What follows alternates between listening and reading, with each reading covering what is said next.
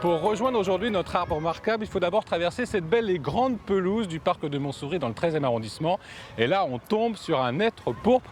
Laurent, il en impose celui-ci, hein. Il est magnifique, on dirait presque un rubis au milieu d'un écrin de verdure.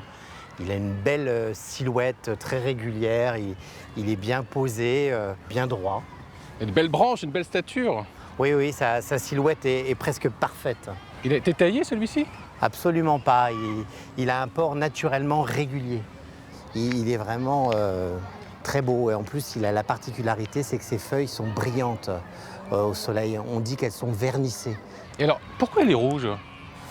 C'est dû à sa variété, hein, qui a une particularité aussi, là on ne peut pas le voir, mais au printemps, lorsque les bourgeons débourrent, c'est-à-dire qu'ils s'ouvrent, que les feuilles sont en train de naître, il est légèrement rosé. Et lorsqu'on va vers l'intérieur de l'arbre, on se rend compte que les feuilles sont pratiquement vertes, comme elles ont moins de soleil.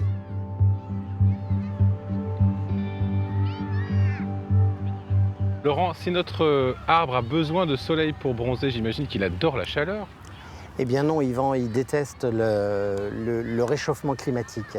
L'INRA a estimé qu'en 2100, il serait disparu de nos forêts. On utilise pratiquement tout dans le hêtre. C'est un excellent bois pour fabriquer des meubles parce que son bois est très dur et très léger.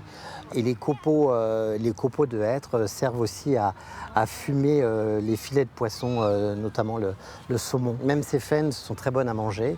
Qu'est-ce que c'est les faînes?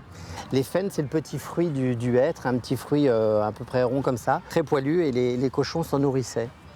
On l'utilise aussi, ces graines broyées actuellement, dans la composition de la pâtisserie, par exemple dans les muffins. Ça a un petit goût entre la châtaigne et la noisette.